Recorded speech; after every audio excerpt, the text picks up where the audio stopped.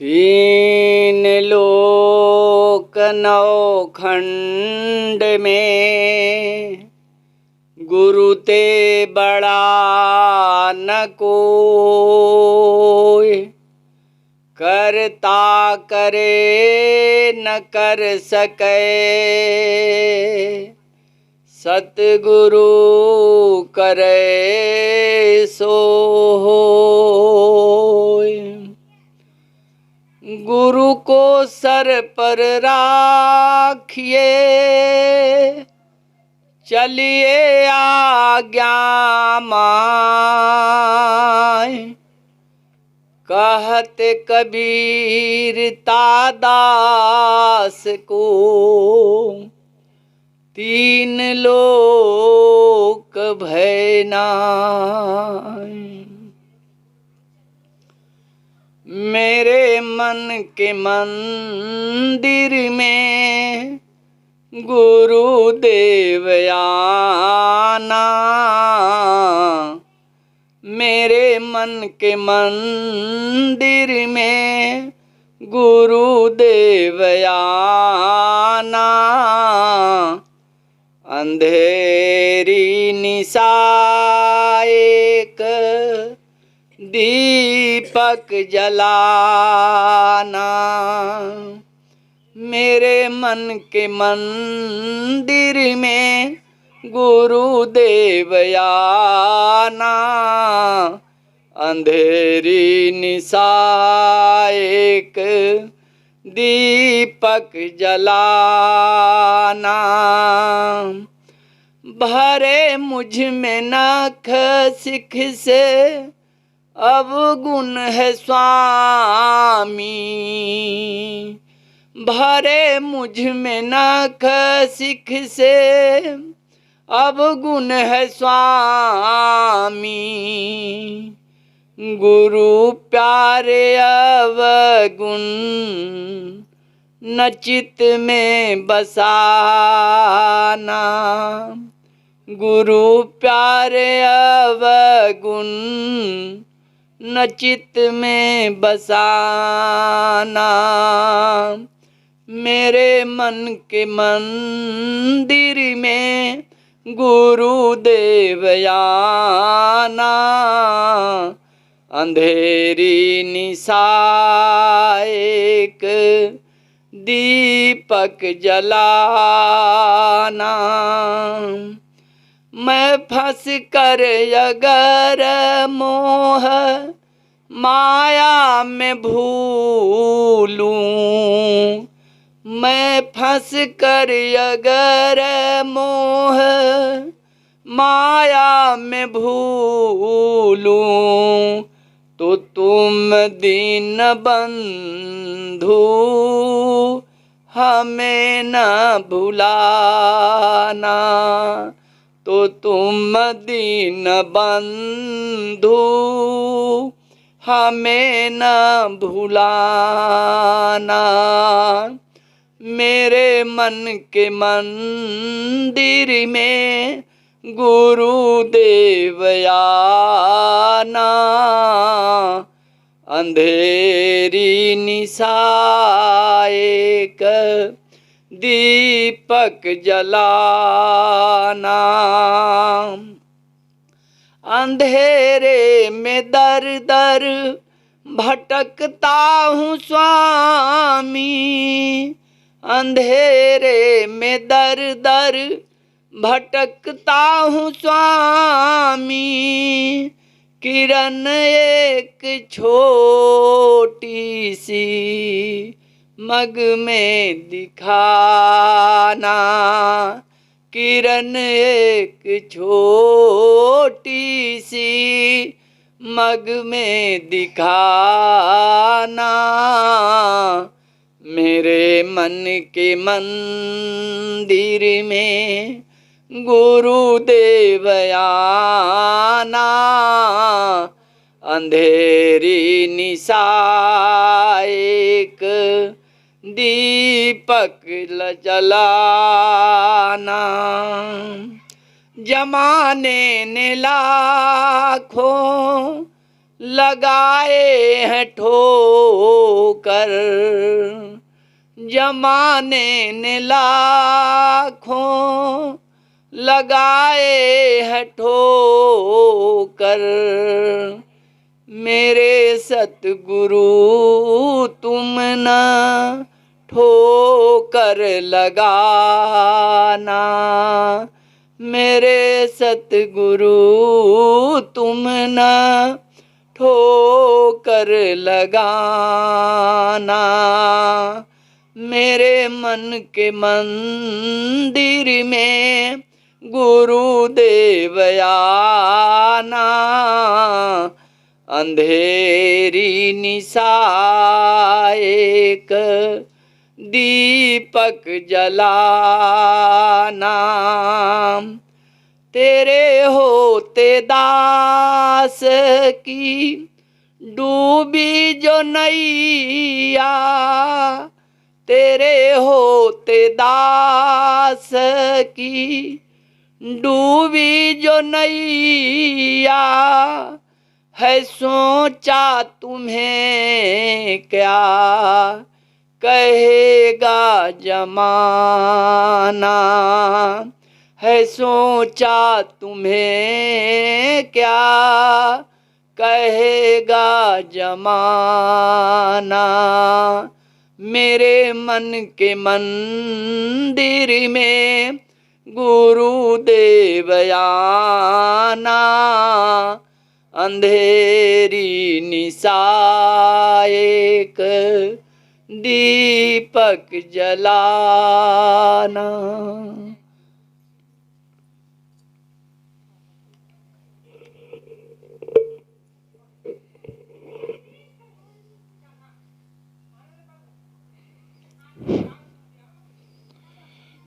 मेरे देवता मुझको देना सहारा, कहीं छूट जाए ना दामन तुम्हारा। मेरे सद्गुरु देना सहारा, कहीं छूट जाए ना दामन तुम्हारा। तेरे रास्ते से हटाती है दुनिया, निगाहों से मुझे को बुलाती है दुनिया। तेरे रास्ते से हटाती है दुनिया, निगाहों से मुझे को बुलाती है दुनिया। न समझू न दुनिया का कुछ भी इशारा, मेरे सद्गुरु देना सहारा, कहीं छूट जाए ना दामन तुम्हारा। मेरे सद्गुरु देना सहारा। तेरे रास्ते से हटाए न कोई, साधन किए लो बुझाए न कोई। तुम ही मेरी मालिक हो, तुम ही हो सहारा। तेरे रास्ते से हटाए न कोई, साधन किए लो बुझाए न कोई। मेरे सद्गुरु देना सहारा, कहीं छूट जाए ना दामन तुम्हारा। गुनाहों की दरिया में किश्ती पड़ी है, मदद कीजिए गुरुवर, मदद की घड़ी है। गुनाहों की दरिया में किश्ती पड़ी है, मदद कीजिए गुरुवर, मदद की घड़ी है। अगम बहती धारा न सूझे किनारा, मेरे सद्गुरु देना सहारा। कहीं छूट जाए ना दामन तुम्हारा, मेरे सद्गुरु देना सहारा। तेरे रास्ते से हटाए न कोई, साधन किए लो बुझाए न कोई। यही चाहता हूँ मैं शाम और सवेरा, मेरे सद्गुरु देना सहारा। कहीं छूट जाए ना दामन तुम्हारा।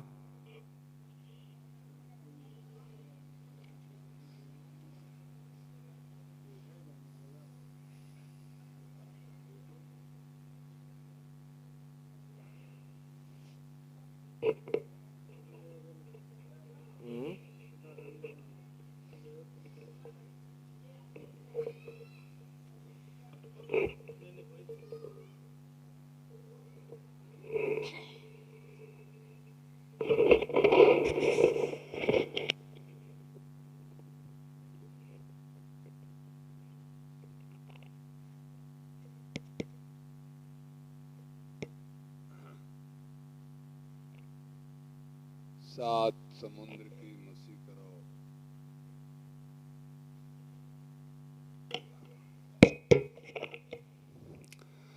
सात समुद्र की मसी करो, लेखनी सब बनराई, धरती सब कागज करो, गुरुगुण लिखा न जाए। ऐसे परम समर्थ गुरु महाराज के चरणों में बारंबार प्रणाम है एवं करुणामयी दया के सागर माता जी के चरणों में भी बारंबार प्रणाम है एवं इस दिव्य चेतना सत्संग के एकलाचार्य पूज्य भैया जी के चरणों में भी बारंबार प्रणाम है एवं इस सभा में उपस्थित तमाम भक्तजन को भी मेरा प्रणाम है। आज गुरु महाराज की बहुत हेतु कृपा हुई है कि इस सवाजपुर ग्राम में हम लोगों को आने का अवसर प्राप्त हुआ है। आइए इस सत्संग का एक छोटा सा मैं परिचय रख रहा हूँ उन भाई बहनों के लिए जो इस सभा में पहली बार पधारे हैं। पुराने भाई बहन को तो इसकी जानकारी है, पर नए भाई बहन जो आए हैं उन्हें ये जान लेना जरूरी है कि ये सत्संग क्या है। इस सत्संग का नाम दिव्य चेतना सत्संग है। केंद्र नंद आश्रम विक्रम पटना है। इस सत्संग के संस्थापक ब्रह्मलीन परमहंस स्वामी नंद जी महाराज हैं, जिनका चित्र मंच पे लगा हुआ है। इन्होंने ये सत्संग की स्थापना ईश्वरीय आदेश के तहत की है। आइए अब हम लोग जाने कि सत्संग किसे कहते हैं। तो हमारे गुरु महाराज के अनुसार सत्य के साथ संग करने को सत्संग कहते हैं। ये सत्संग दो प्रकार का होता है, एक बाह्य सत्संग, दूसरा आंतरिक सत्संग। बाह्य सत्संग किसे कहते हैं? तो बाह्य सत्संग में जैसे अभी आप लोगों ने भजन सुना, रामायण का पाठ करना, संगीत सुनना, तीर्थ यात्रा करना, ये बाह्य सत्संग में आता है। इस सत्संग में मुख बोलता है और कान सुनता है। इसे जुबानी सत्संग भी कह सकते हैं। पर इस सत्संग से चरित्र का निर्माण नहीं होता है। दूसरा है आंतरिक सत्संग। इस सत्संग में आत्मा बोलती है और मन सुनता है। इस सत्संग से ही चरित्र का निर्माण होता है। इसे बेजुबानी सत्संग भी कहते हैं। ऐसे तो बाह्य सत्संग के द्वारा भी हम आंतरिक सत्संग के भूमि पर पहुंचते हैं, इसलिए कि बाह्य सत्संग आंतरिक सत्संग के लिए प्रेरित करती है, पर दुर्गुण रूपी छिद्रों से वो लीक कर जाता है और भाग जाता है, इसलिए कि चरित्र का अभाव होता है।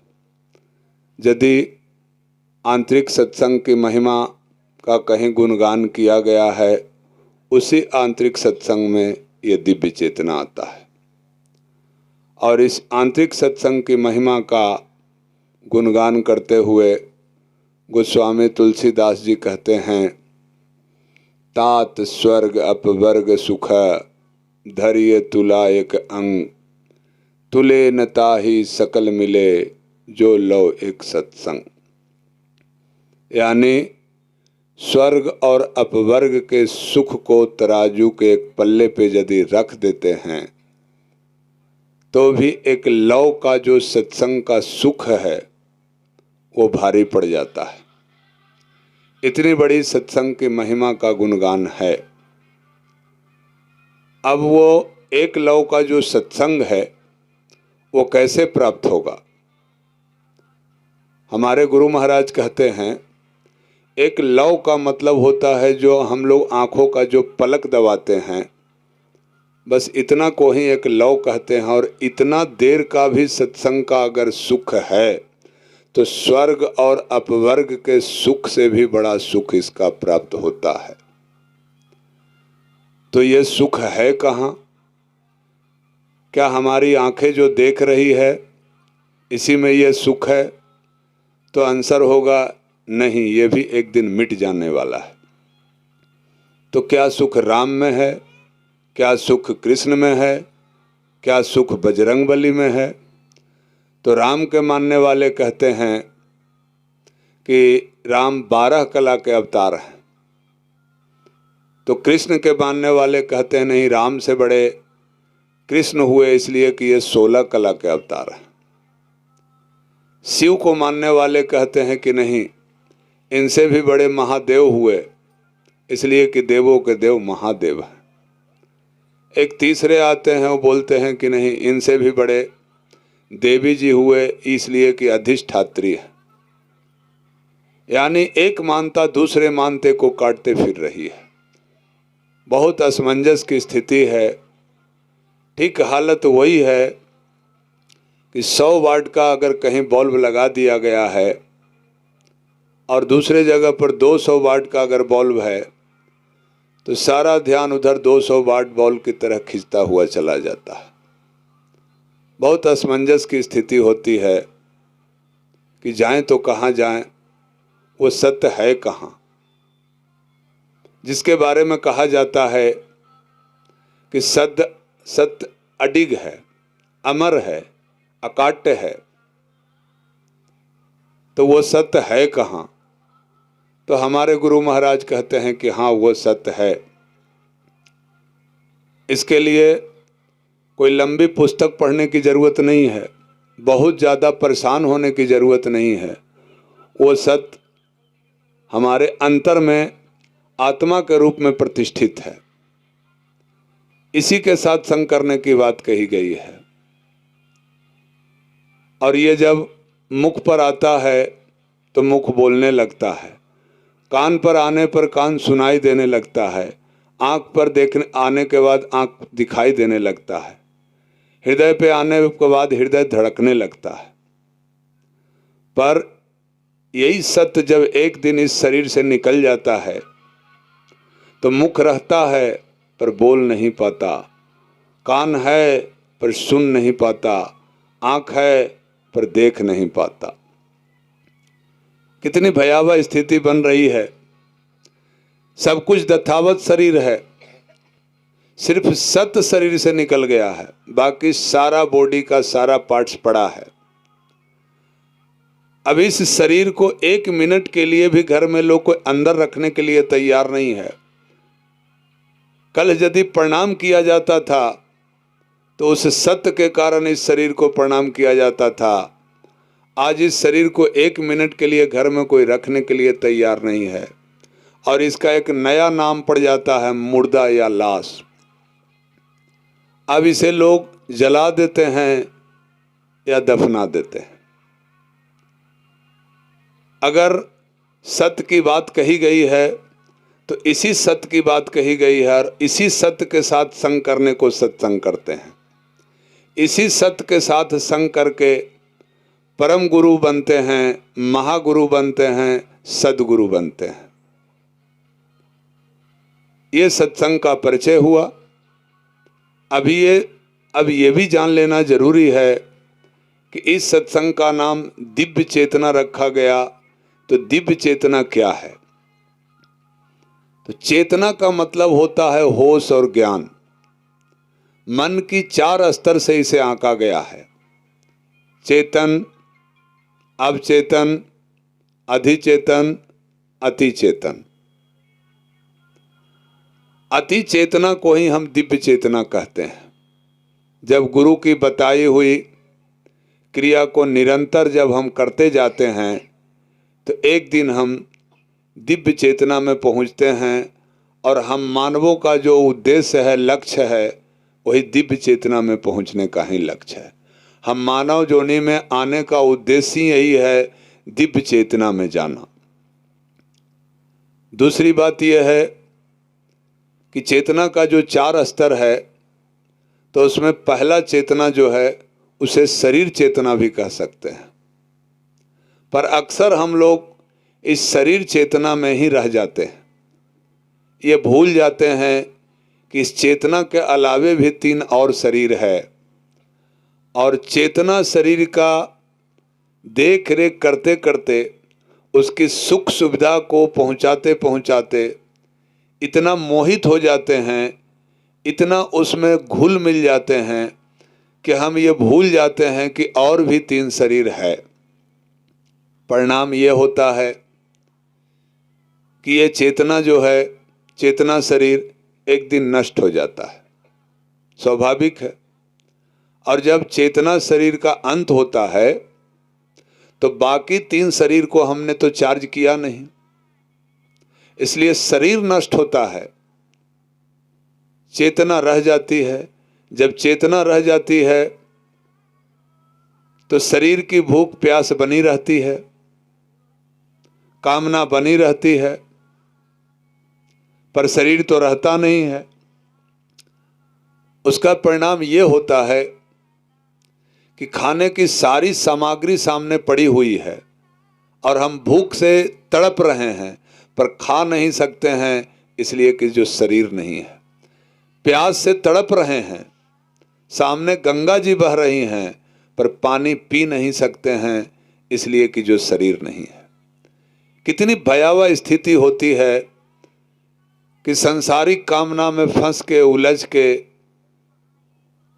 उस स्वार्थ में इतने अंधे हो जाते हैं कि शायद हम लोग ये भूल जाते हैं कि इस चेतन शरीर के बाद भी कोई और शरीर है। और परिणाम उसका ये होता है कि सब कुछ होने के बावजूद भी हम खा नहीं सकते हैं, इसलिए कि शरीर नहीं है।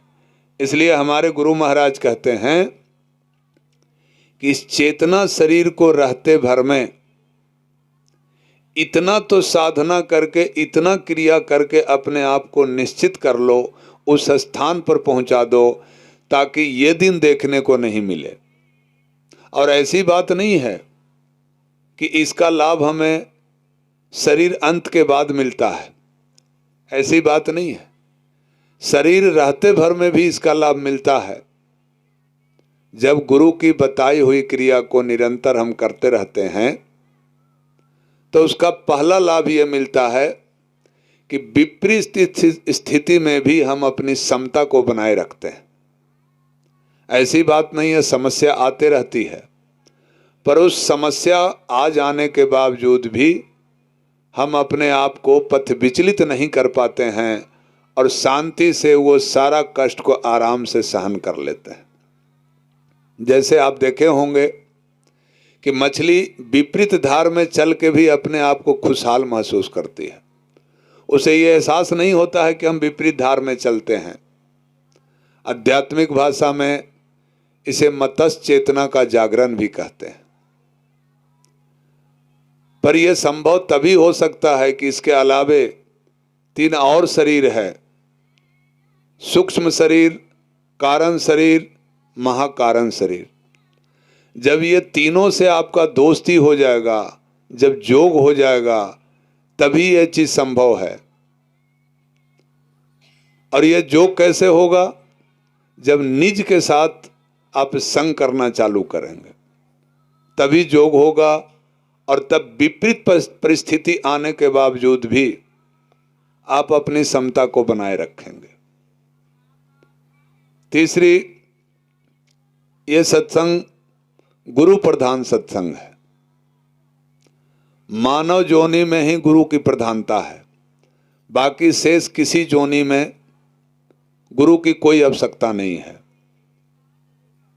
मानव जोनि में ही गुरु की प्रधानता है और गुरु ही ये बताता है कि इस संसार में जो कुछ भी हम कार्य कर रहे हैं वो सत्य है या असत्य है, इसका अगर कोई जानकारी देने वाला है हमारे जीवन में तो वो गुरु है।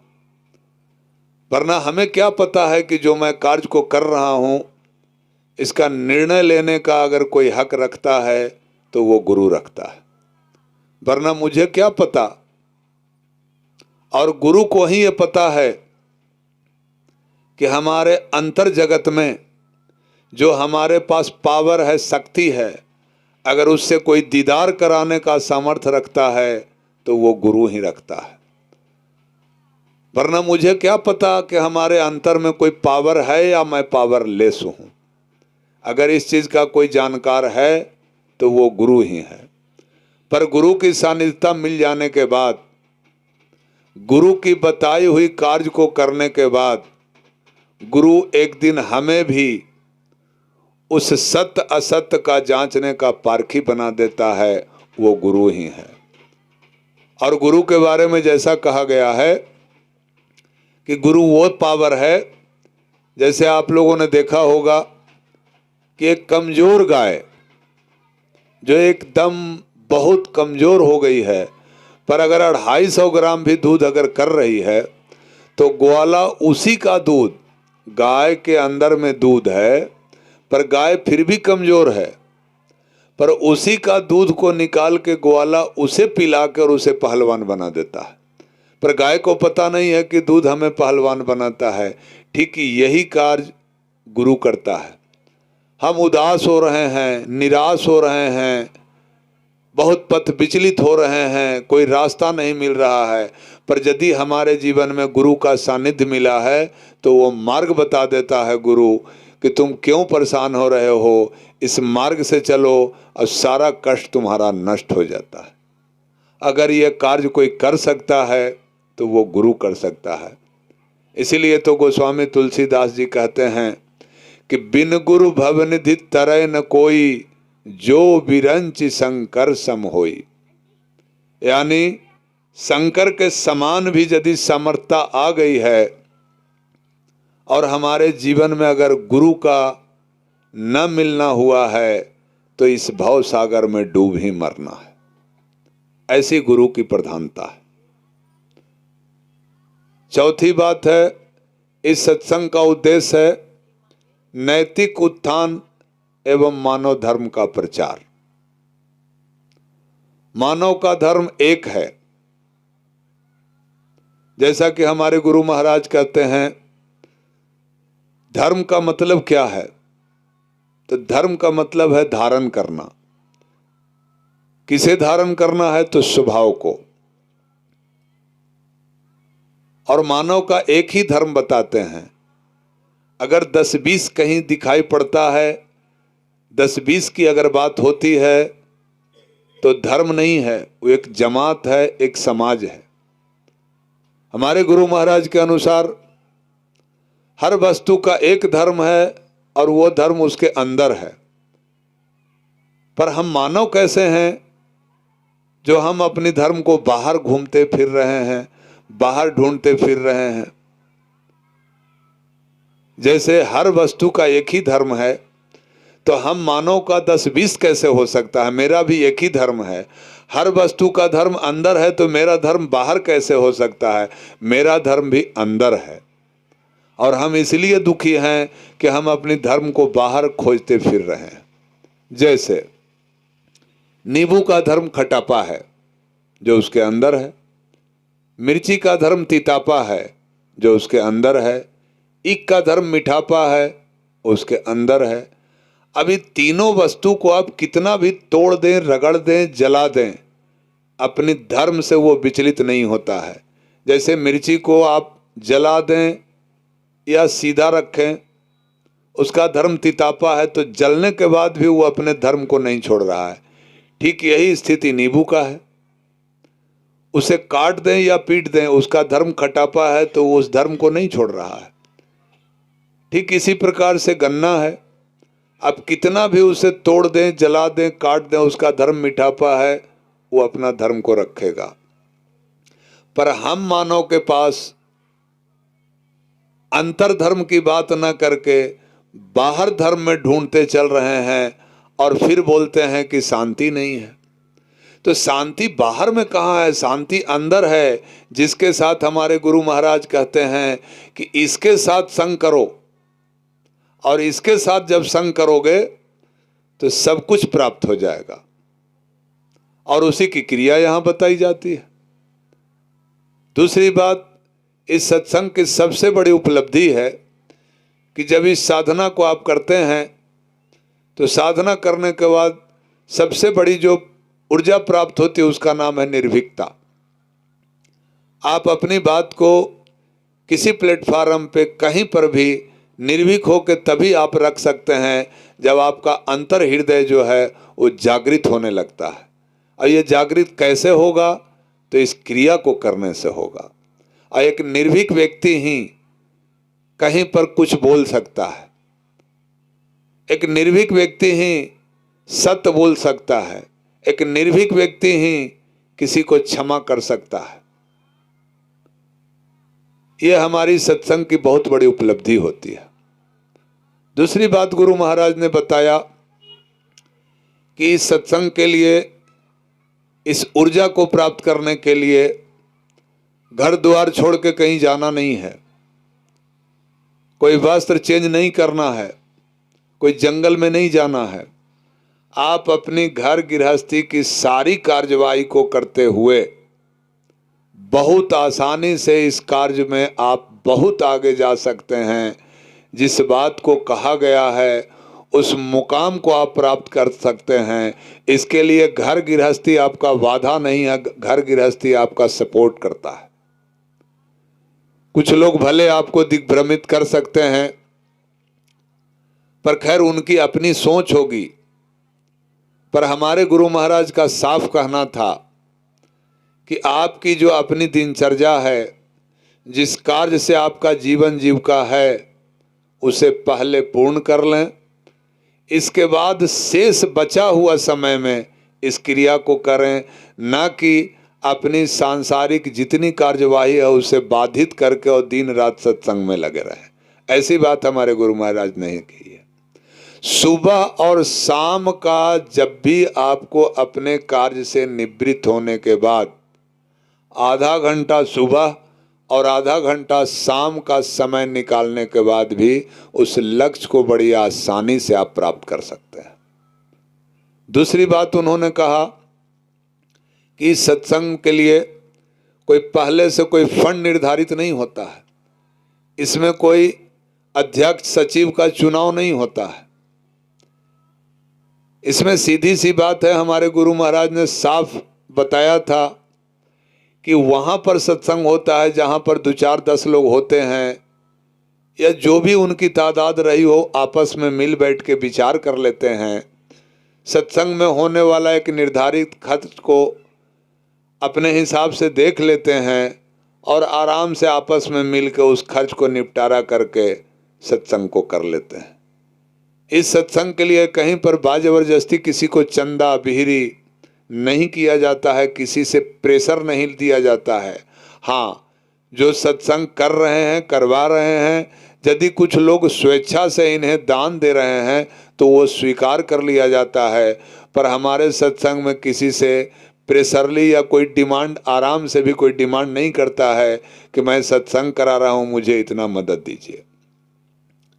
इसलिए कि हमारे गुरु महाराज ने तो साफ कहा है, हमारी सत्संग की सत्यता किस रूप में है, कि हमारे गुरु महाराज ने साफ कहा है कि चावल का एक दाना जिस दिन 1 रुपया में मिलेगा, उस दिन भी ये दिव्य चेतना सत्संग निरंतर चलता रहेगा।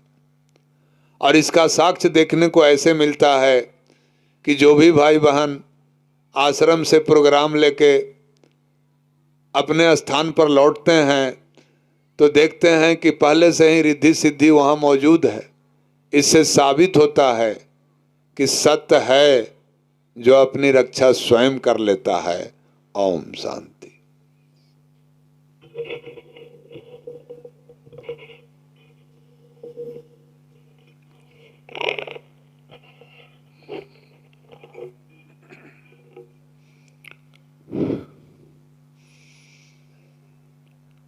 सबसे पहले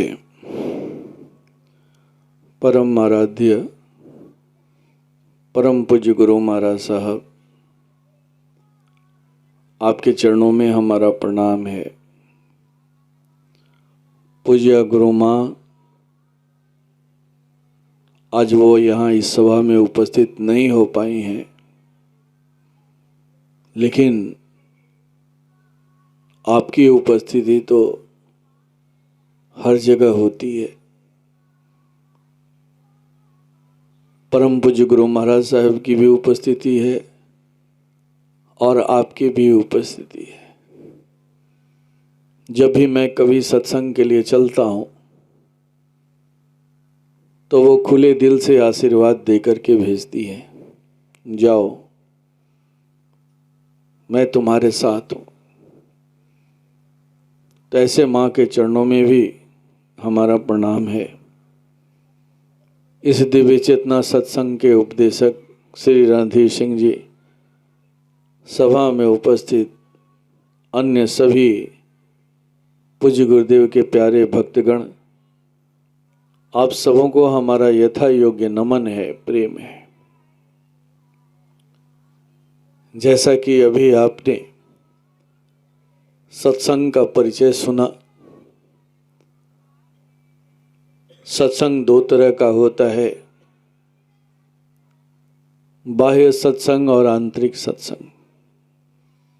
तो अभी थोड़ी देर पहले भजन चल रहा था, प्रवचन चल रहा था, ये सब बाह्य सत्संग के अंतर्गत आता है, जैसा कि आपने अभी सुना। अब आइए हम लोग आंतरिक सत्संग की तरफ चलते हैं,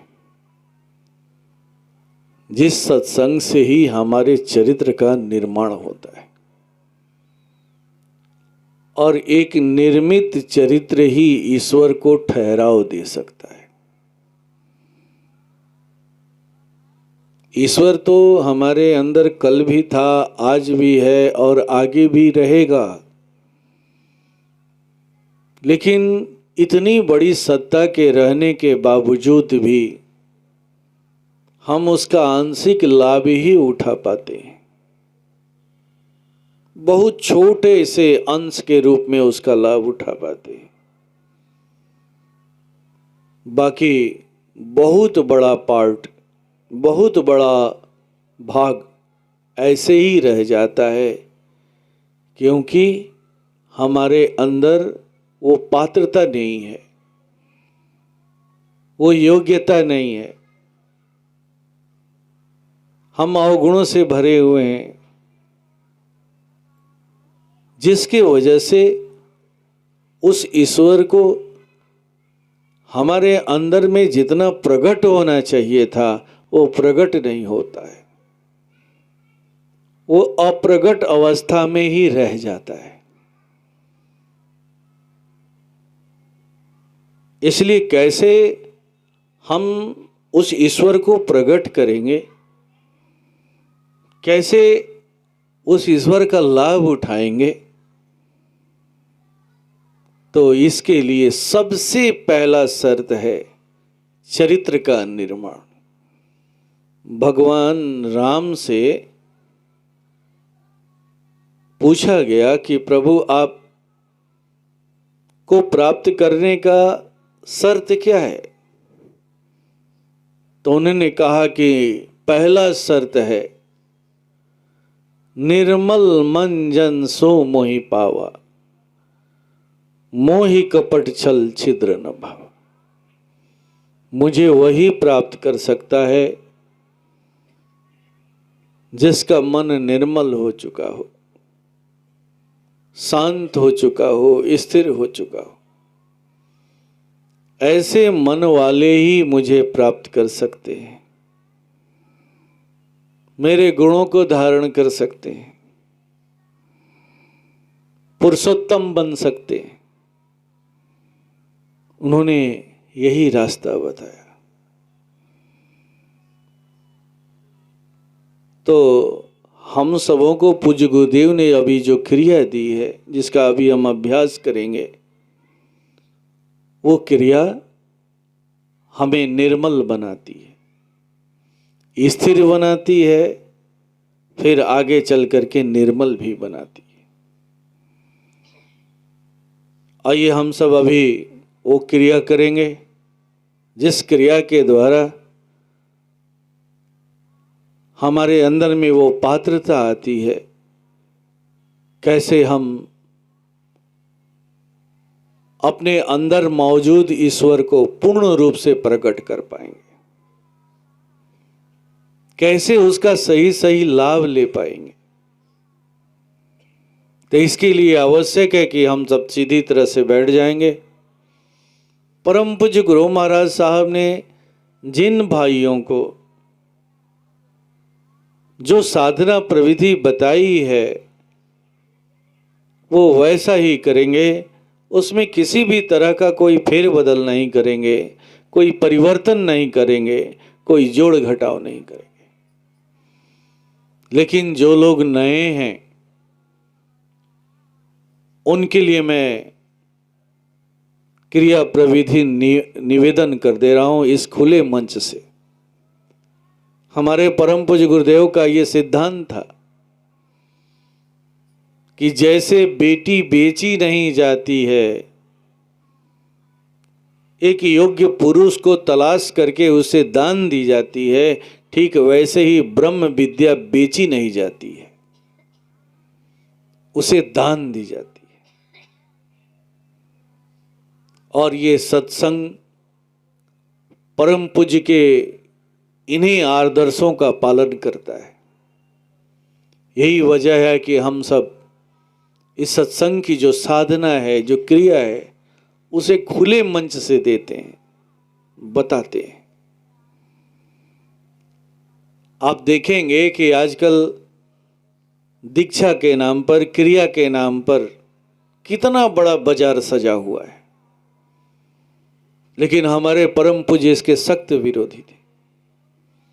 उन्होंने हमेशा हम सबों को चेताया, जिन्हें इस कार्य की जिम्मेवारियां दी उन्हें हमेशा इस बात के लिए चेताया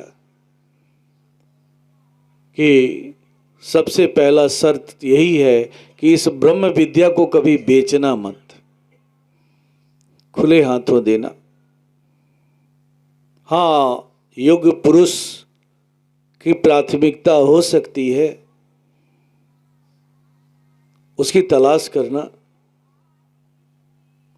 लेकिन अगर कोई जिज्ञासु आता है जो इस पथ पर चलना चाहता है, थोड़ा भी वो अपनी जिज्ञासा को प्रकट करता है, तो जरूर उसे इस ब्रह्म विद्या को देना।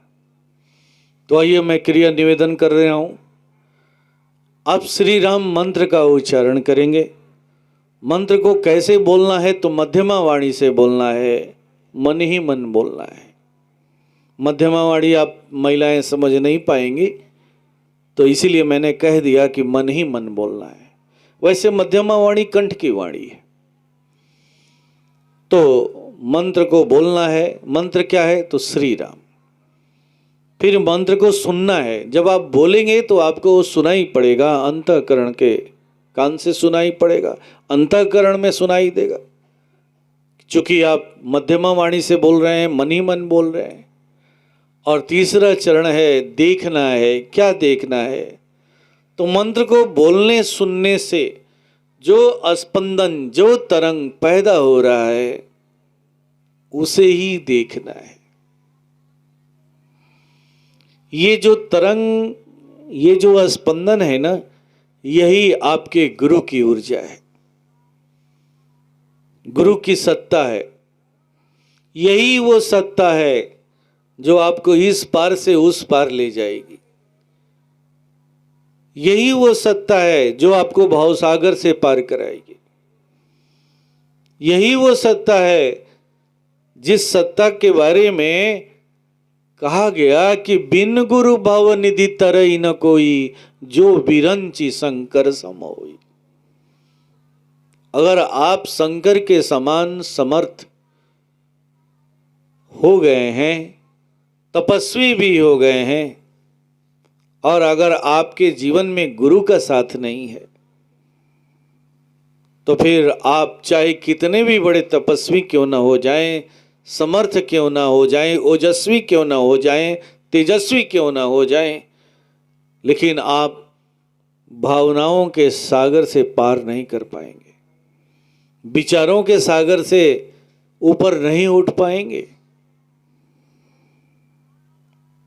यही भावसागर है, सबसे बड़ा भावसागर है। तो जो ये तरंग है ना, ये स्पंदन है ना, यही वो सत्ता है, गुरु की सत्ता। ये तरंग कोई और नहीं है, ये आपके ही गुरु हैं।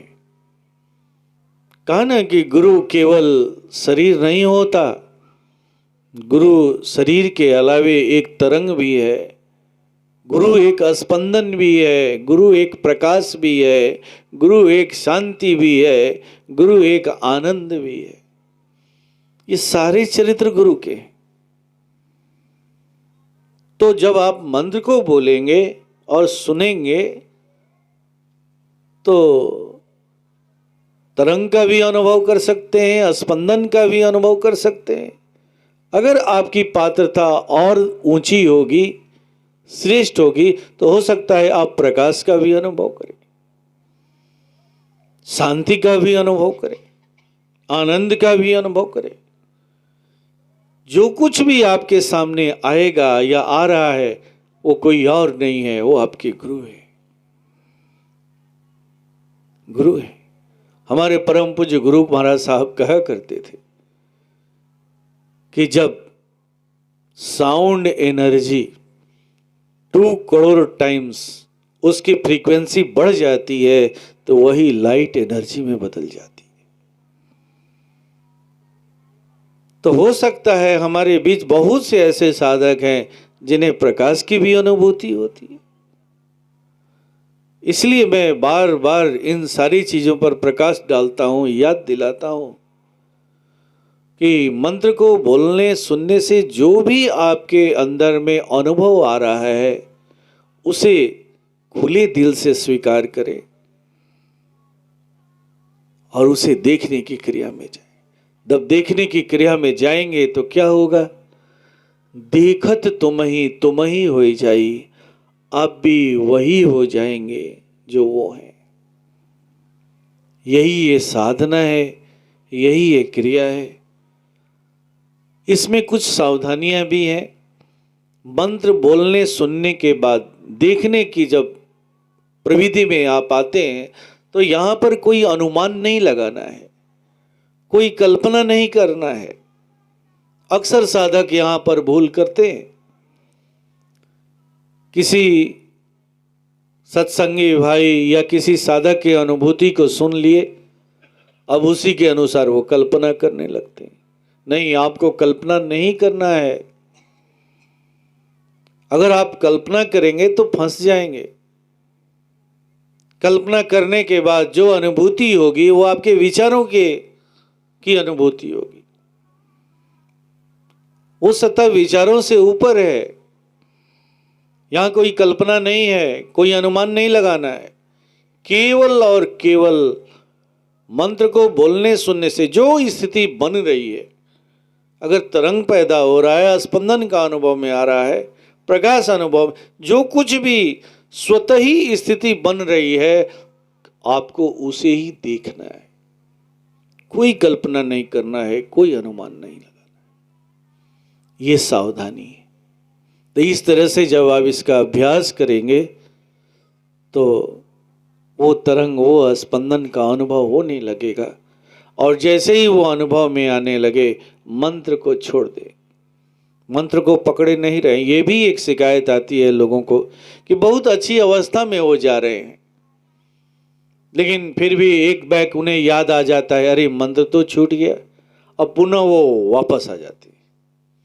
अरे मंत्र तो आपको इसलिए दिया गया था कि मंत्र के अंदर में जो गुरु की ऊर्जा है, जो गुरु का तरंग है, जो गुरु की का स्पंदन है, उसे आपको पकड़ना है। जब आप उसे पकड़ लेंगे, उस पर ठहरने लगेंगे, तो यात्रा तो उसी को करानी है ना, आगे लेकर के चलना उसी को है। तो जब ये अनुभव में आने लगे, पकड़ में आने लगे, तो आप देखने की क्रिया में जाएं। अब वापस मंत्र की ओर ना आए। हाँ, मंत्र की ओर तब वापस आ सकते हैं जब फ्रीक्वेंसी, जब स्पंदन का अनुभव नहीं हो रहा हो या स्पंदन क्षीण होने लगा हो, फिर आपके ऊपर विचारों का आक्रमण हो रहा हो, तो ऐसी हालत में पुनः मंत्र को याद करें। जैसे मैं बताया हूं वैसे ही उसे बोलें, फिर सुने और देखने की क्रिया में जाएं। जैसे ही ये काम करेंगे वो विचार हट जाएगा। इस तरह से शुरू के दिनों में थोड़ा सा हो सकता है कि आपको बार बार अभ्यास करना पड़े, लेकिन जब ये अभ्यास सिद्ध होगा तो आपके जीवन में अद्भुत रूप से चमत्कार पैदा होगा, अद्भुत रूप से पैदा होगा। तो अभी ये साधना को करेंगे, ये क्रिया को करेंगे। इसके पहले एक गुरुवंदना होगी। जैसे ही गुरुवंदना समाप्त हो जाए, मौन होकर के हम सब इस साधना को करेंगे, इस क्रिया को करेंगे। ओम शांति।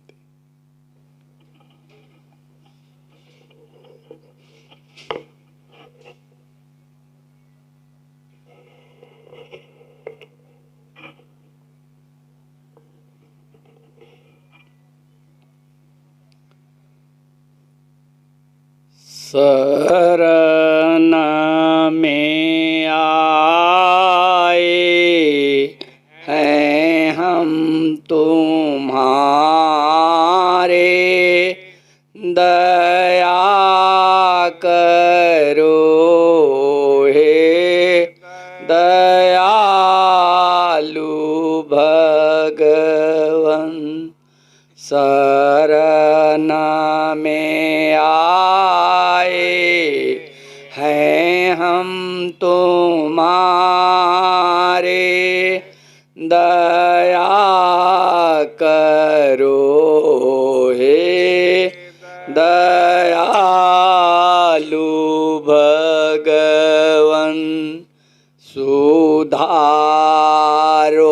बिगड़ी दशा हमारी, दया करो हे दयालु भगवन।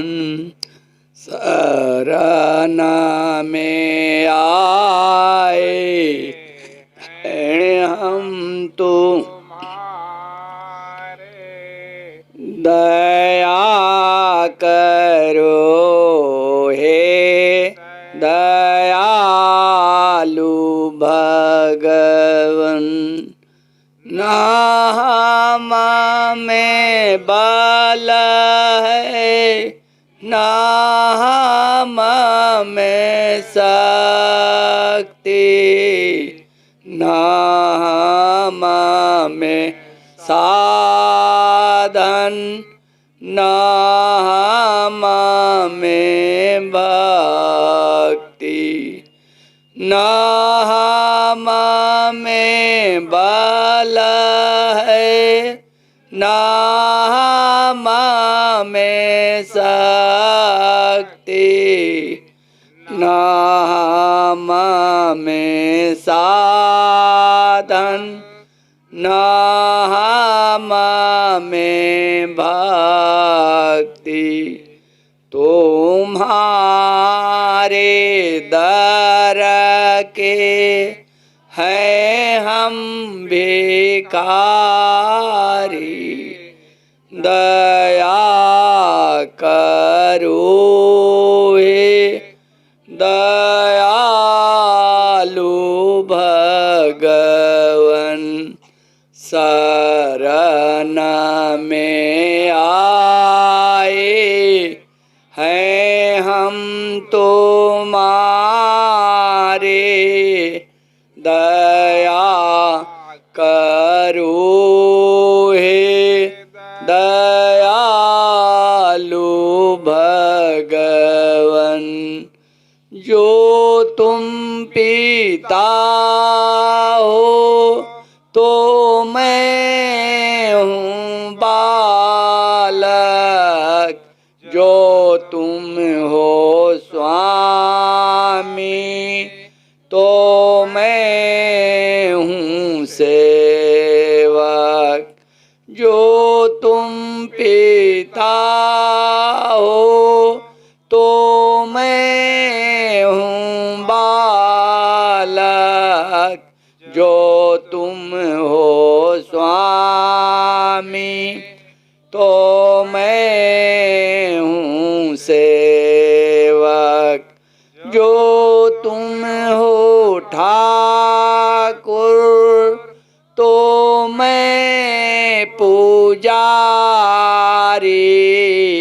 दया करो हे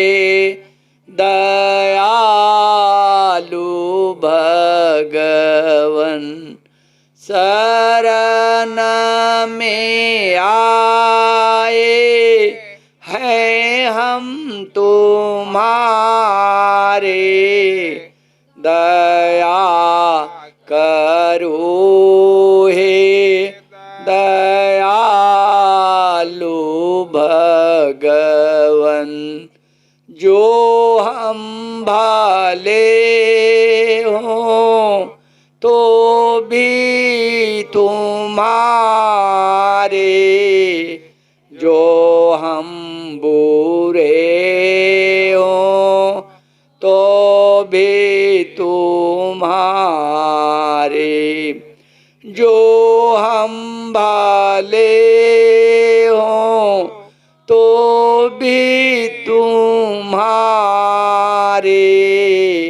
जो हम बुरे हों तो भी तुम्हारे तुम्हारे होकर रहे भिखारी दया करो हे दयालु भगवन शरण में आए हैं हम तुम्हारे दया करो हे दयालु भगवन सुधारो बिगड़ी दशा हमारी दया करो हे दया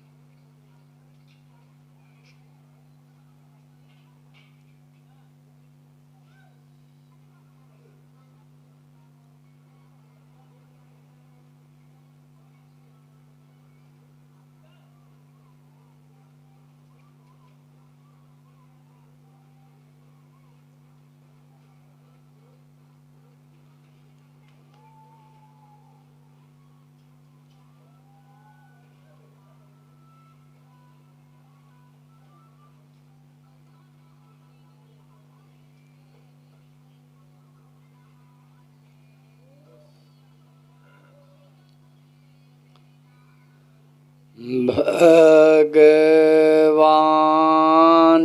मेरी साधना सफल होने दो, गुरु निज चरण की आराधना सफल होने दो, गुरु निज चरण की आराधना। मैं नगर घर घर फिरा हूँ, ठोकरे खा कर गिरा हूँ। मैं नगर घर घर फिरा हूँ, ठोकरे खा कर गिरा हूँ। अंत में आया तुम्हारे पास, मैं निर्धन बना। भगवान मेरी साधना सफल होने दो, गुरु निज चरण की आराधना सफल होने दो, गुरु निज चरण की आराधना। जल रहा हूँ ताप से और वेदना के साप से, जल रहा हूँ ताप से और वेदना के श्राप से। अब न भव के ग्रंथि से करुणे से मुझको बांधना,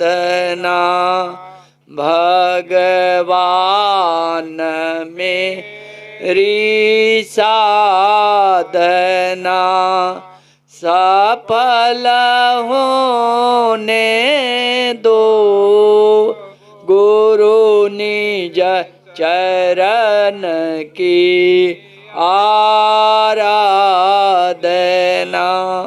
सफल होने दो, गुरु निज चरण की आराधना।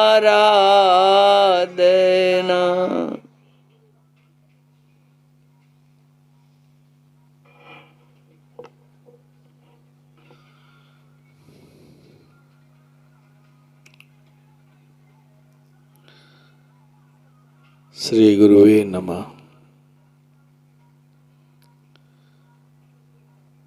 गुरु समर्थ सर पर खड़े, का कभी तो है दास, रिद्धि सिद्धि सेवा करे, काल न आवे पास। ऐसा हमारे महापुरुषों ने एक स्वर में गुरु के संबंध में कहा है। बात उन दिनों की है जब रामदास जी बहुत बड़े संत हुए। उनके भक्ति की जो ख्याति थी बड़ी जोर शोर के साथ फैल रही थी। उन्हीं दिनों बनारस में एक यक्षिणी भी रहा करता था जो बड़ा ही सिद्ध था। उसकी भी अपने क्षेत्र में बहुत ही ख्याति फैली हुई थी। सभी लोग उससे डरते थे। एक से बढ़कर एक सिद्धियां उसे प्राप्त हो चुकी थी।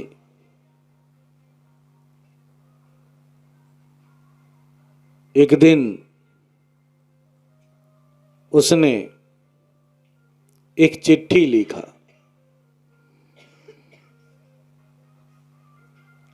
चिट्ठी में उसने 2 प्रश्न पूछा था।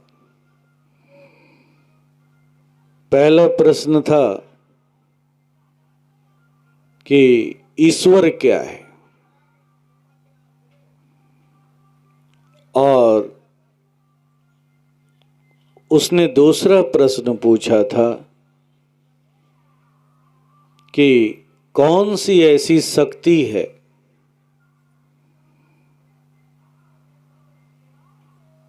जिसके सामने मृत्यु भी हार मान जाती है।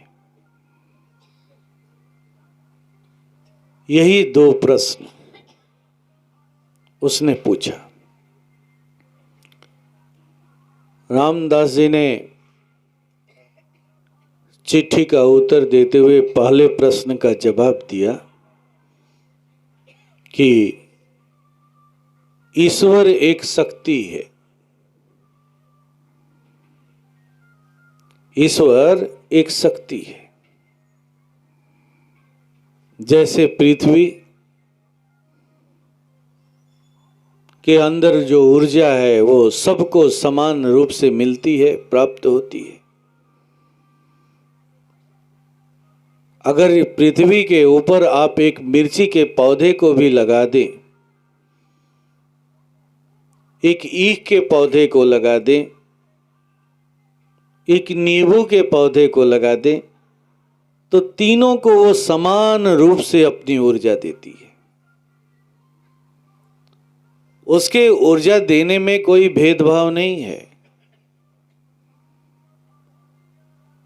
कि वो मिर्ची को ही ऊर्जा देगी। मिर्ची तीता है इसलिए मिर्ची को ऊर्जा उसे नहीं देना चाहिए। ईख मीठा है इसलिए उसे ईख को ही ऊर्जा देनी चाहिए। नींबू खट्टा है इसलिए उसको अपनी ऊर्जा नहीं देनी चाहिए। नहीं, ईश्वर के पास ये आंखें नहीं है। ईश्वर समान रूप से सभी को ऊर्जा देता है।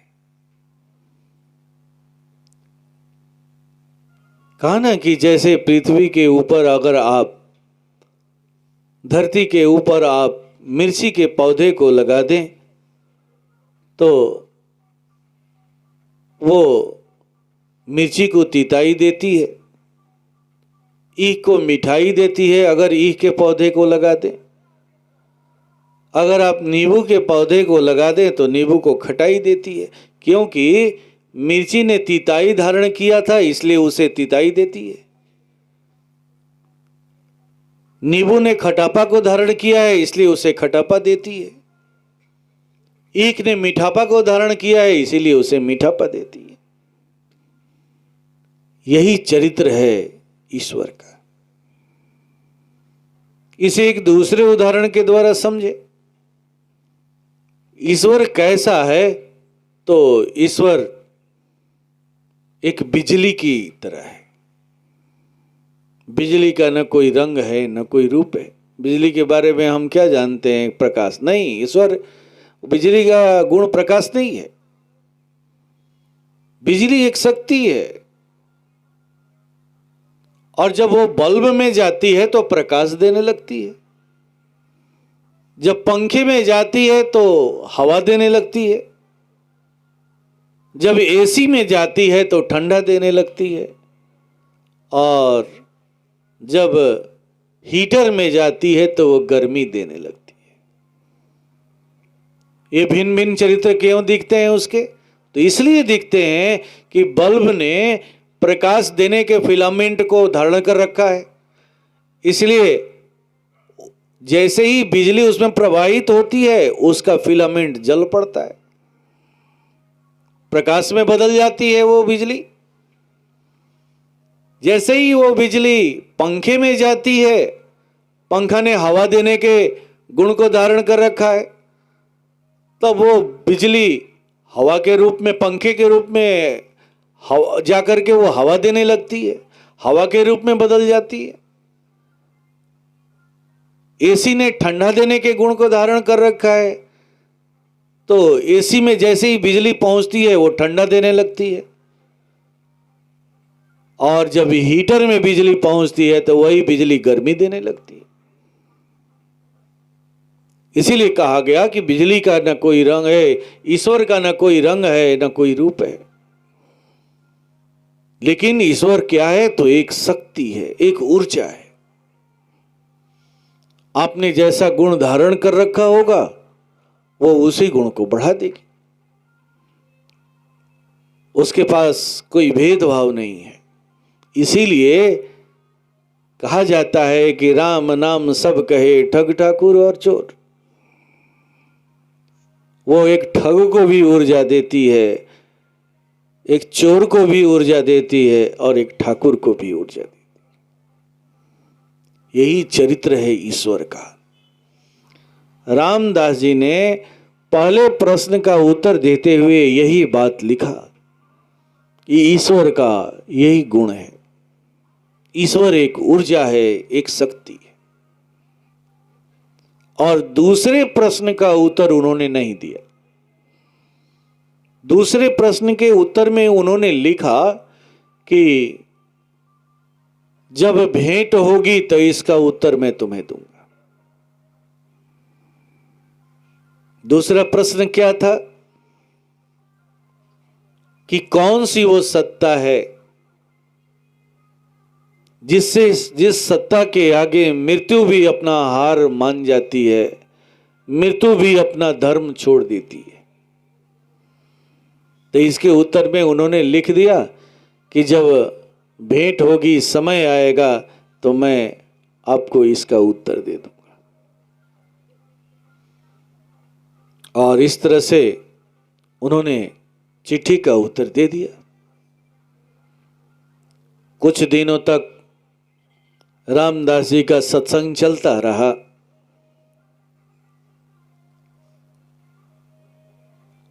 सत्संग के क्रम में उन्होंने एक छोटे से बालक को अपने शिष्य के रूप में स्वीकार किया और उसे लेकर के एक दिन वो बनारस की तरफ निकल पड़े।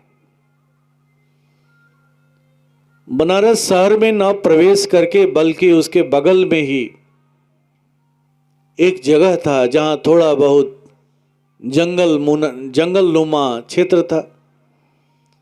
उसी जंगल में वो अपना आश्रय लिए और गुरु और शिष्य दोनों वहीं पर अपनी कुटिया बनाए और रहने लगे। रामदास जी ने उस छोटे से बालक को, जिसे शिष्य के रूप में वर्ण किया था, उसे एक निर्देश दे रखा था। कह रखा था कि बाबू, हम लोग सन्यासी हैं, साधु हैं, हम लोग खेती गृहस्थी तो कर नहीं सकते, लेकिन तुम्हें अपने पेट पालन के लिए, पेट भूख को मिटाने के लिए तुम्हें नित्य एक घर से रोज भिक्षा मांगना हो। और वो बालक नित्य इस काम को करता। शहर उस जंगल से सटा ही हुआ था। वो नित्य शहर की ओर जाता, किसी एक दरवाजे पर पहुंचता और भिक्षा मांगता, और जब उसे भिक्षा मिलता तो लेकर के वो चला आता, दूसरे दरवाजे पर नहीं जाता। गुरु का आदेश ही नहीं था। गुरु का आदेश था कि बस एक दरवाजे पर जाना है, जो भी तुम्हें मिल जाए, मुट्ठी भर ही मिल जाए, उसे ले आना है। और उसी में दोनों गुरु और शिष्य दोनों अपनी क्षुधा मिटा लिया करते थे। गुरुजी ने उस छोटे से बालक को एक और आदेश दे रखा था। कहा था कि कभी भी मुफ्त की चीज मत लेना। अगर किसी के दरवाजे पर जाना तो मुफ्त की चीज मत लेना। अगर तुम्हें कोई भिक्षा दे रहा है तो तुम भी कुछ देना। और इसके एवज में एक साधु का लड़का, एक फकीर क्या दे सकता है? तो गुरुजी ने उसे सिखा रखा था कि इसके एवज में तुम फला मंत्र का उच्चारण उसके दरवाजे पर खड़ा होकर के करना। और वो मंत्र उसे उन्होंने बता दिया था। इसलिए जब भी दरवाजे पर भिक्षा मांगने के लिए जाना तो भिक्षा की बात नहीं करना, मंत्र को बोलना। और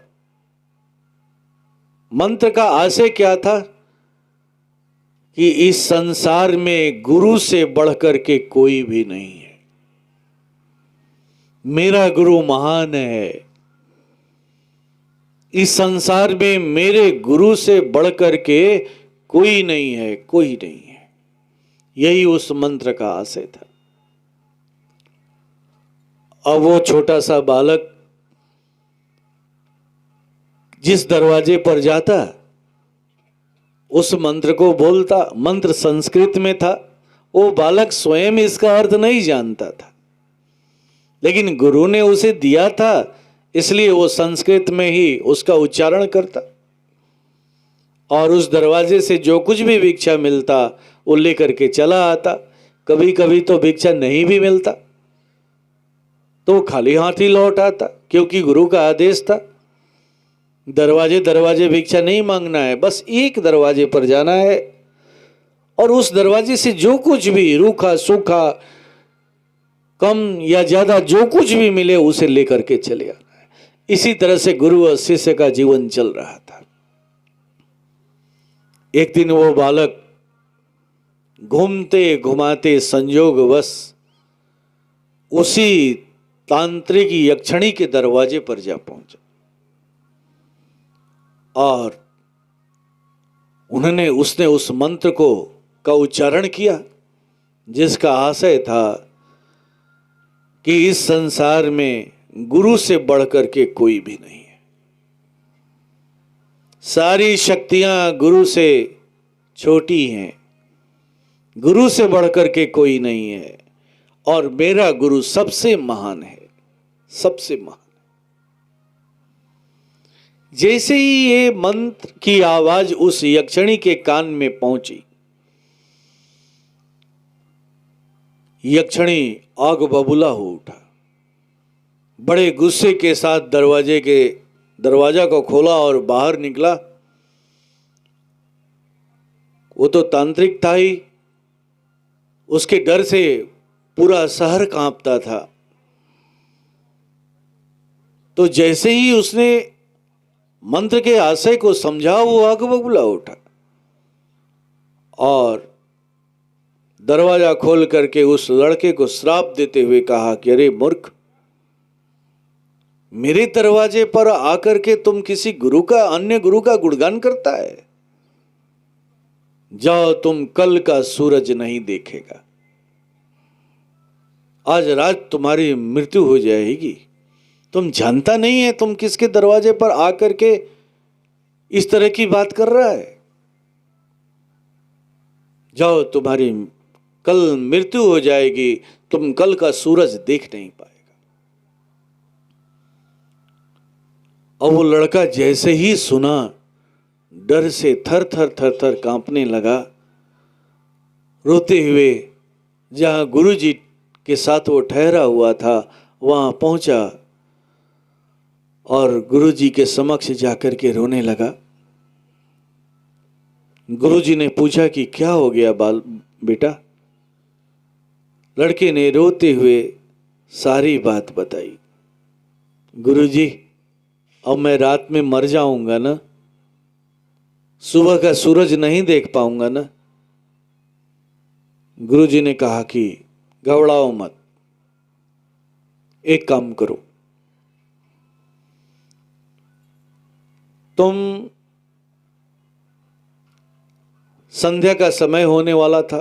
गुरुजी ने कहा कि ऐसा करो, तुम मेरा पैर दबाओ और रात भर तुम मेरे पैर को पकड़े रहना, पैर छोड़ना मत।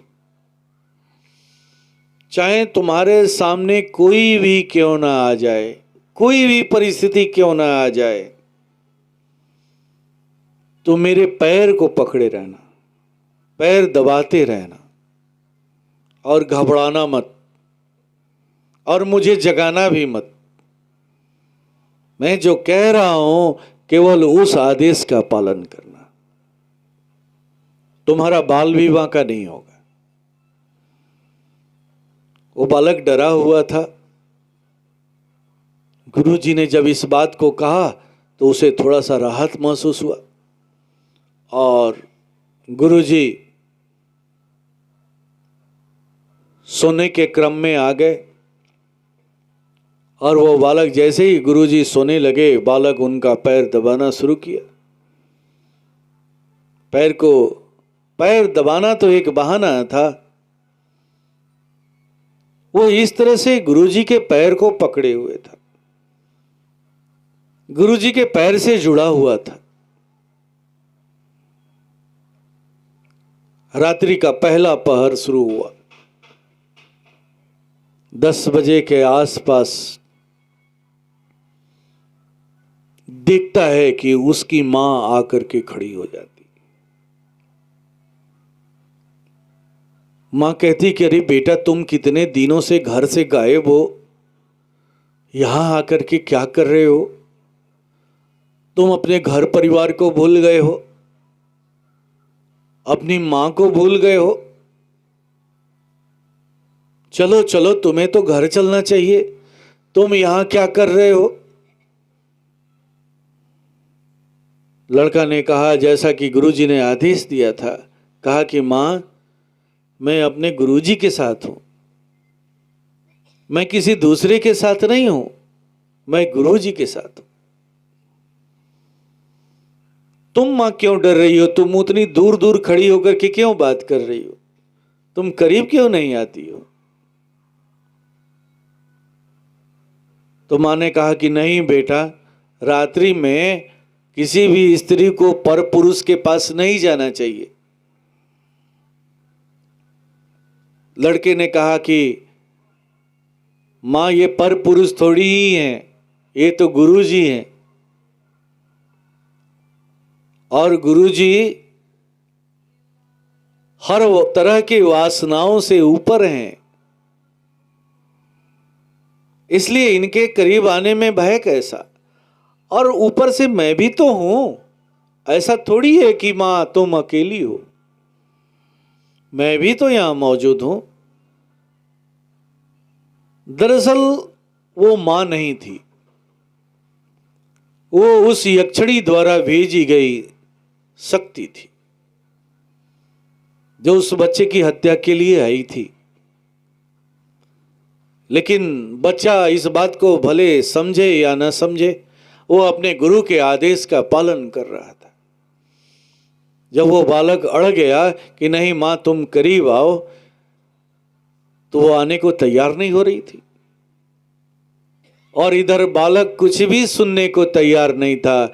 जैसा उसके गुरुजी ने समझा रखा था, वो अपने उसी पर अड़ा हुआ था।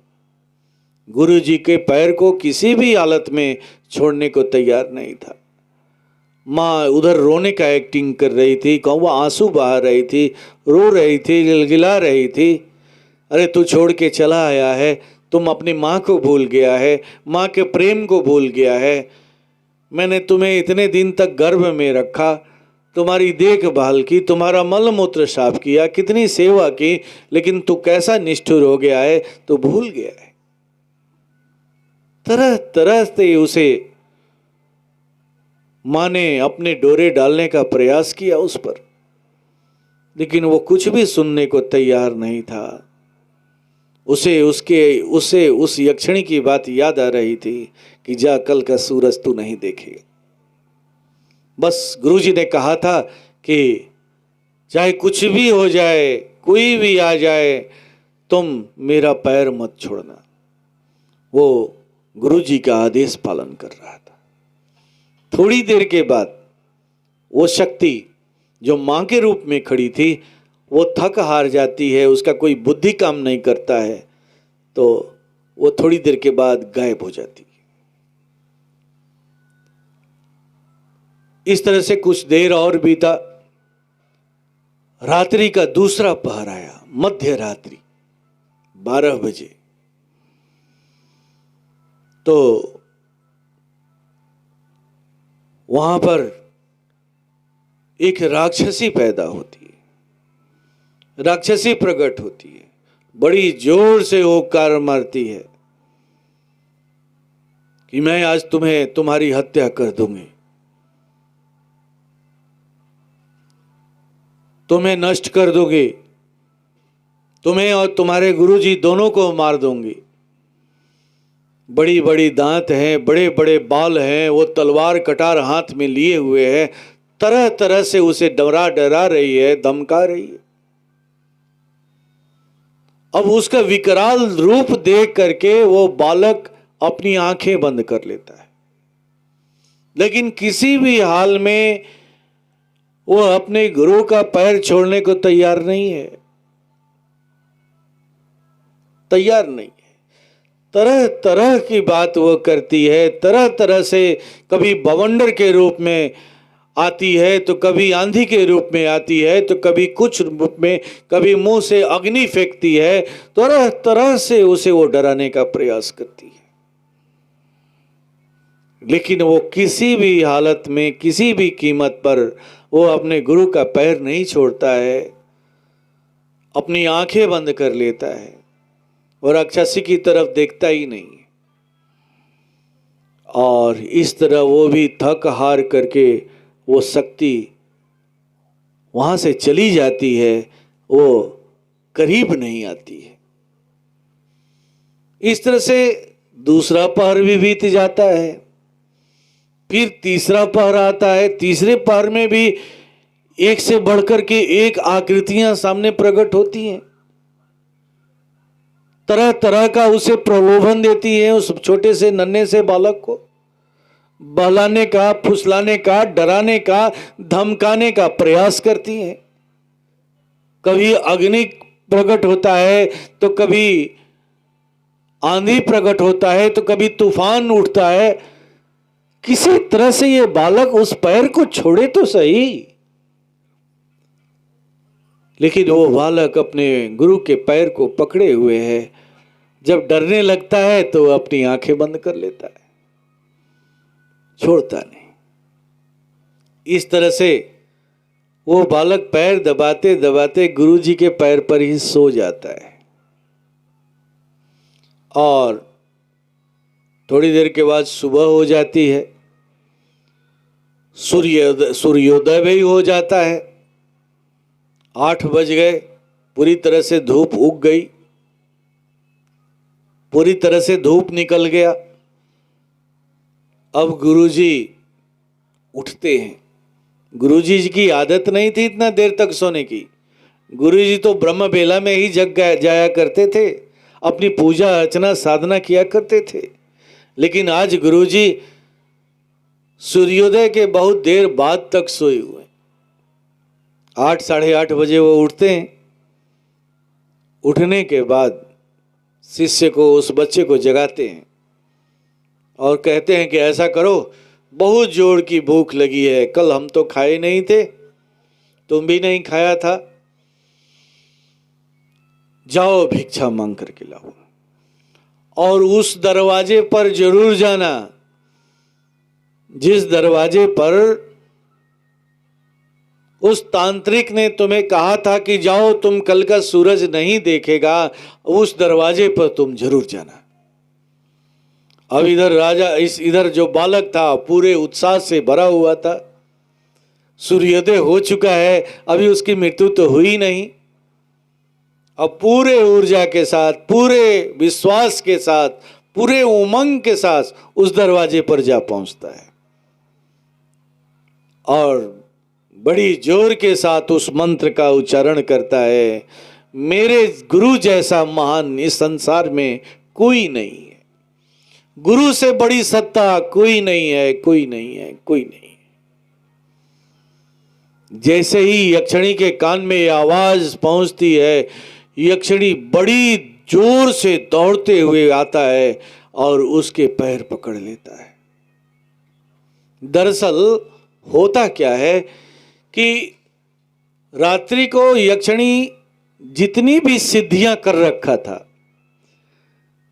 जितनी भी शक्तियों को उसने इकट्ठा कर रखा था, अच्छी बुरी, जिनसे वो इस्तेमाल करके लोगों को डराया करता था, धमकाया करता था, लोगों को लूटा करता था, हड़पा करता था, उन सारी शक्तियों को एक एक करके उस बालक को डराने के लिए, उस बालक को धमकाने के लिए, उसकी हत्या करने के लिए वो अपनी एक एक शक्तियों को बारी बारी से भेजता रहा था।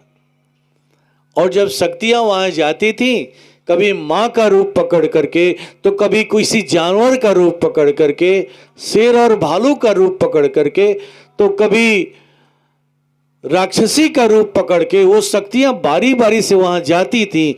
लेकिन वो बालक अपने गुरु का पैर जो पकड़े हुए था, इस वजह से शक्तियां अपना प्रभाव नहीं छोड़ पाती थी, गुरु सत्ता से डर रही थी। कितनी शक्तियां तो जल करके भस्म हो गई, अगर करीब जाने का प्रयास करने लगी तो वो जल करके भस्म हो गई। और कितनी शक्तियां अधजले हालत में वहां से डर करके भागे हुए आई और उस यक्षिणी से उन्होंने कहा कि आज के बाद हम लोग तुम्हारे पास नहीं रहेंगे, नहीं रहेंगे, क्योंकि तुम्हें हमें रखने का लूर नहीं है, तुम्हें यह पता ही नहीं है कि हमें कहां भेजना है और कहां नहीं भेजना है। तुमने तो हमें ऐसी जगह पर भेज दिया कि जहां हमारा अस्तित्व ही समाप्त हो जाएगा, मिट जाएगा। इसलिए धीरे धीरे वो जितनी भी शक्तियां थी यक्षिणी की, वो सारी की सारी शक्तियां उसे छोड़ करके भाग गई। अब यक्षिणी की हालत क्या हो गई? कंगाल हो गई, शक्तिविहीन हो गया।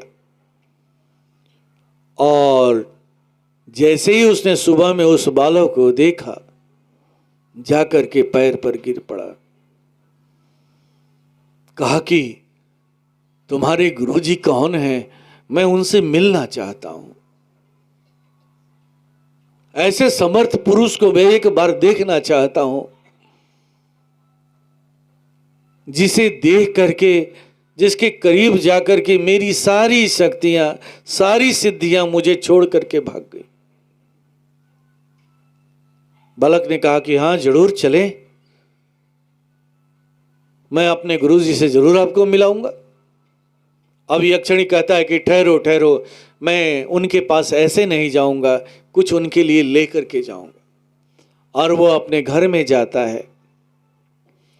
उसके घर में जितनी भी संपत्ति थी, जितने भी पैसे थे, जितने भी सोना चांदी थे, हीरे जवाहरात थे, सभी को वो एक गठरी बनाता है, एक गठरी में बांधता है और अपने माथे पर लेकर के चल पड़ता है। आगे आगे वो बालक, पीछे पीछे वो यक्षिणी, और जाकर के वो रामदास जी के चरणों में रख देता है और गिर पड़ता है। रामदास जी ने जब उसे देखा तो पूछा, क्या तुम्हें तुम्हारे दूसरे प्रश्न का उत्तर मिल गया? जब यक्षिणी ने इस बात को सुना तो और चौंक उठा। अरे ये तो रामदास जी है, उसी ने तो प्रश्न पूछा था। पहला प्रश्न था कि ईश्वर क्या है, और दूसरा प्रश्न था कि इस संसार में कौन सी ऐसी शक्ति है जिस शक्ति के आगे मृत्यु भी अपना धर्म छोड़ देती है। तो रामदास जी ने पूछा कि क्या तुम्हारे प्रश्न का उत्तर मिल गया? तो यक्षिणी ने कहा कि हाँ गुरुजी, मुझे इसका उत्तर मिल गया। और उनके पैरों पर वो गिर पड़ा और प्रार्थना करने लगा कि अब मैं भी आपके ही रास्ते पर चलना चाहता हूं, आप मुझे शिष्य के रूप में वर्ण कर लीजिए। गुरुजी ने समझाया कि हाँ, इस संसार में एकमात्र यही रास्ता है। तंत्र मंत्र चमत्कार ये सिद्धियां बीच की चीजें हैं, इससे कुछ मिलने जाने को नहीं है। एक मानव इस मानव योनि में क्यों आता है? तो केवल और केवल वो पुण्य रूपी धन को कमाने के लिए आता है, ताकि यहां से जाए तो कुछ लेकर के जाए। और लेकिन अक्सर देखने को मिलता है कि लोग इस बात को समझ नहीं पाते। वो तंत्र मंत्र शक्तियों में ही विश्वास रखते हैं। वो समझते हैं कि इससे ज़्यादा उनका नाम हो जाएगा, उनकी शोहरत हो जाएगी। लेकिन ऐसा होता नहीं है। कुछ दिनों के बाद वो शक्तियां छिड़ हो जाती हैं, उसका सारा प्रभाव नष्ट हो जाता है और फिर उनका पतन हो जाता है। तो गुरुजी ने समझाते हुए कहा कि इन शक्तियों के पीछे क्या तुम पागल पड़े हो? आत्मज्ञान करो, आत्मा का साथ करो, आत्मसात करो। ये ऐसी शक्ति है, ये ऐसी शक्ति है जो इस संसार में कभी भी किसी को गलत रास्ते पर जाने नहीं देती है। ये सबसे बड़ी शक्ति है, इससे बढ़कर के इस संसार में कोई शक्ति नहीं। और ये जब जो व्यक्ति, जो मानव इस शक्ति को साध लेता है, उसके जीवन में कुछ शेष नहीं रह जाता। ये है गुरु शक्ति। और ऐसे ही महान गुरु की सभा में हम सब बैठे हैं। ये सत्संग भी बार बार बताया जाता है कि ये सत्संग कैसा है, तो गुरु प्रधान सत्संग है, गुरु प्रधान सत्संग। यहां हम जिन शक्तियों को अर्जित करते हैं, जिस ऊर्जा को अर्जित करते हैं, वो ऊर्जा गुरु के माध्यम से अर्जित करते हैं। और याद रखिएगा कि गुरु कभी भी वैसी शक्ति का पोषण नहीं करता है जो शक्ति आपके लिए बेकार है, जो आपके हित में नहीं है, जो आपके लिए नुकसानदायक है। गुरु उसी शक्ति को पोषण करता है, वही शक्ति आपके अंदर में देता है, जाने की अनुमति देता है, जो शक्ति से आपका कल्याण हो सकता है। और सचमुच इस संसार में गुरु ही ऐसा है जिसके सामने मृत्यु भी अपना धर्म छोड़ देती है, धर्म छोड़ देती है। ऐसी न जाने कितनी और घटनाएं हैं जिसका अगर वर्णन किया जाए तो घंटे 2 घंटे भी वर्णन करने में वो आदमी नहीं कर पाएगा। ऐसे ही महान गुरु की ये तस्वीर रखी हुई है मंच पर। और हमारे परम आराध्य पूज्य गुरुदेव भी ऐसे ही समर्थ गुरु रहे, ऐसे ही समर्थ गुरु रहे।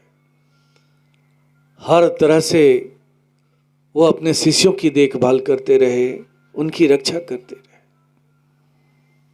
ऐसे महागुरु के समक्ष कुछ नैवेद्य सामग्रियां रखी हुई हैं। आइए प्रभु से प्रार्थना करें कि हे प्रभु, आप इसे स्वीकार करें तथा हम सबों पर दया करें। प्रभु, हम सबों पर कृपा करें। आइए इन्हीं भावों के साथ इस नैवेद्य को परम आराध्य प्रभु के चरणों में हम सब अर्पित करें।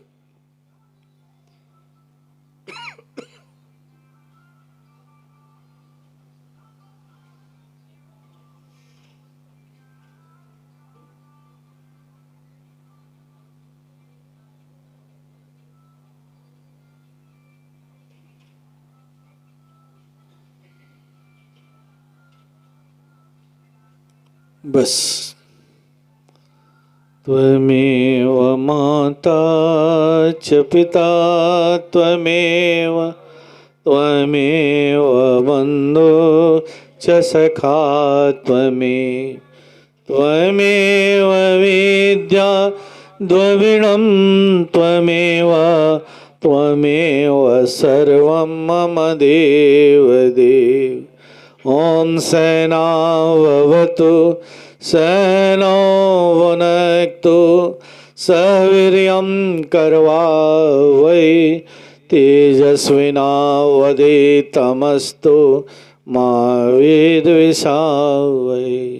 ॐ शांति शांति शांति। थोड़ी देर के बाद ये सभा समाप्त हो जाएगी। सुबह की जो सीटिंग होगी वो 8:30 बजे से होगी। अभी तो हम लोगों ने गुरु पर चर्चा किया, गुरु का महत्व क्या है, गुरु की महानता क्या है।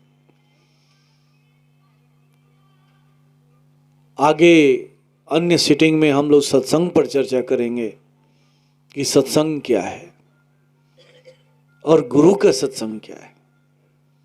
बहुत सारी बातें होंगी इस सत्संग से संबंधित।